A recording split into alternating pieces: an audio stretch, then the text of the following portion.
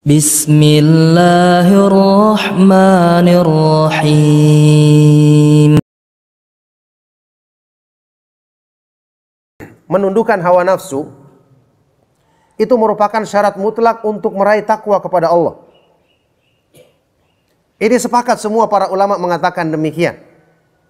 Imam Ibnu Qayyim rahimahullah ta'ala menukil, beliau pernah berkata, wa qad ajma'a as-sa'iruna ilallahi ala ikhtilafi turukihim wa tabayuni sulukihim ala anna an-nafsa hiyal qati'atu bainal abdi wa bainal wusuli ila rabb. Sungguh semua orang-orang yang berjalan menuju Allah, yang ingin mendekatkan diri kepada Allah, semua sepakat mengatakan, jadi semua orang yang mengenal agama sepakat mengatakan bahwa nafsu manusia adalah penghalang utama antara seorang hamba untuk meraih keridhaan Allah Subhanahu wa ta'ala. Nafsu ini ada pada diri kita. Nafsu ini yang kemudian menjadikan kita mencintai dunia berlebihan. Nafsu ini yang melihat gemerlapnya harta. Ini yang justru menjadi penghalang utama kita untuk meraih kedekatan kepada Allah Subhanahu wa ta'ala. Makanya orang kalau tidak berpikir untuk menundukkan hawa nafsunya, dia tidak akan bisa memiliki sifat ketakwaan. Sifatnya penduduk surga yang disebutkan dalam Al-Quran. Wa amma man khafa maqama rabbihi wa nahan nafsa 'anil hawa fa innal jannata hiyal ma'wa. Adapun orang-orang yang takut dengan kebesaran Allah dan menahan nafsu dari memperturutkan keinginannya, maka sungguh Allah akan jadikan surga sebagai tempat tinggal, tempat kembali mereka.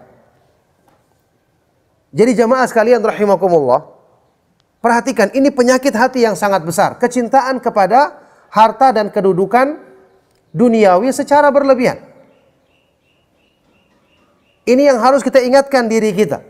Yakni kita harus banyak membaca ayat-ayat Al-Quran yang menyebutkan perumpamaan dunia, hinanya dunia, bahwa dunia ini sementara, betul-betul sementara, sehingga hati kita tidak didominasi dengan dunia.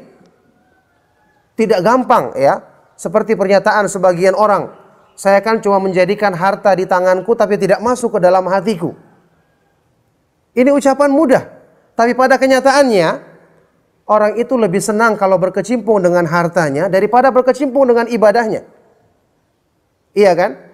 Saat ini kalau kita melaksanakan sholat, setelah kita mengucapkan salam, siapa yang merasakan gembira setelah mengucapkan salam dalam sholatnya, gembira dengan ibadahnya, bandingkan dengan gembiranya kita habis makan enak di warung. Waktu habis makan enak, Masya Allah, sampai keluar apa ini? Keringat, gelegaan ya. Karena enaknya. Waktu sholat, semua orang merasa panjang. Imamnya baca panjang sedikit saja, sudah berdaham-daham, kan seperti itu. Karena pengen cepat-cepat disegerakan. Bagaimana kalau kita mengalami sholat seperti sholatnya Rasulullah SAW yang berdiri sampai bengkak kakinya, yang satu rakaat waktu sholat malam membaca surat Al-Baqarah, An-Nisa dan Ali Imran.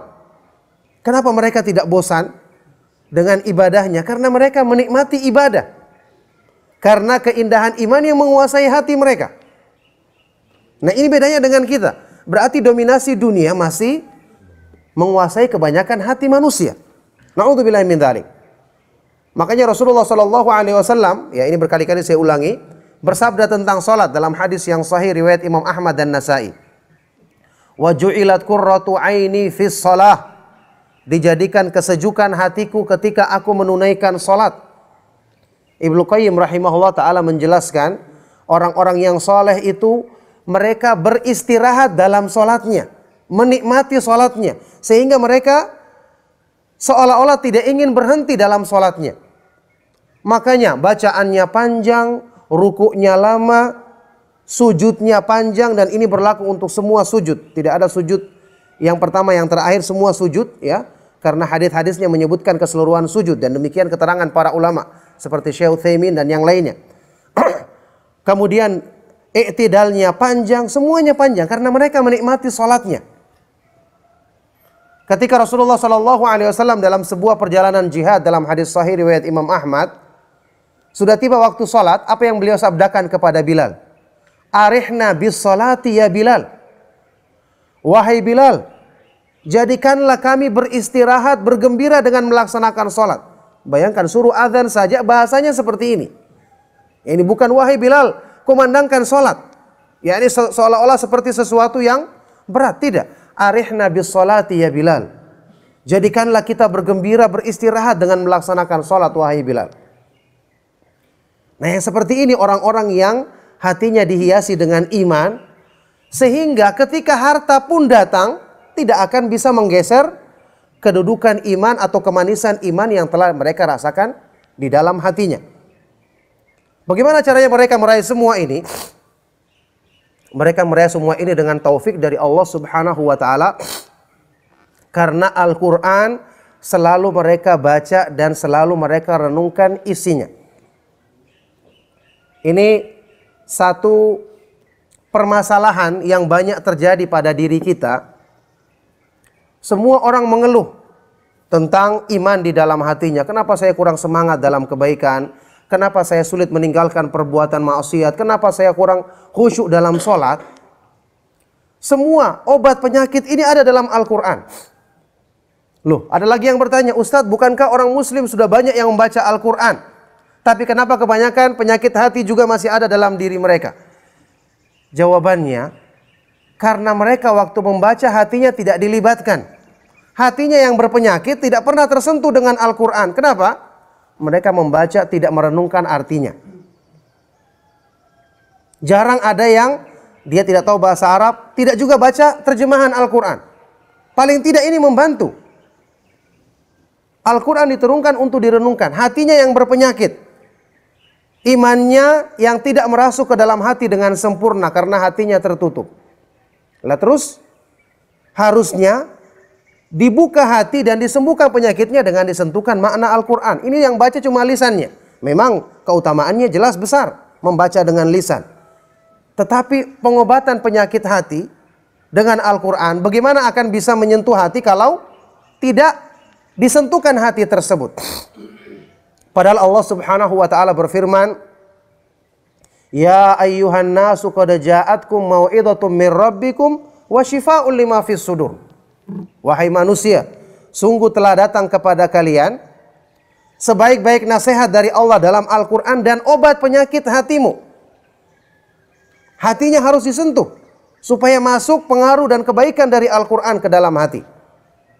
Makanya ingat, di dalam Al-Qur'an Allah Subhanahu wa taala di dalam surat Al-Kahfi menyebutkan sumber dari segala keburukan. Sumber dari segala keburukan itu terkumpul dalam dua perkara. Kelalaian hati dan memperturutkan nafsu. Dua hal ini harus diatasi untuk kebaikan itu mudah masuk ke dalam diri kita. Allah Subhanahu wa taala berfirman dalam surat Al-Kahfi, "Wala tuti' man aghfalna qalbahu an dzikrina wattaba'a hawahu wa kana amruhu furuta." Dan janganlah kamu mengikuti orang-orang yang kami lalaikan hatinya dari mengingat kami, mengingat Allah, serta dia selalu memperturutkan hawa nafsunya sehingga urusannya pun semua menjadi rusak.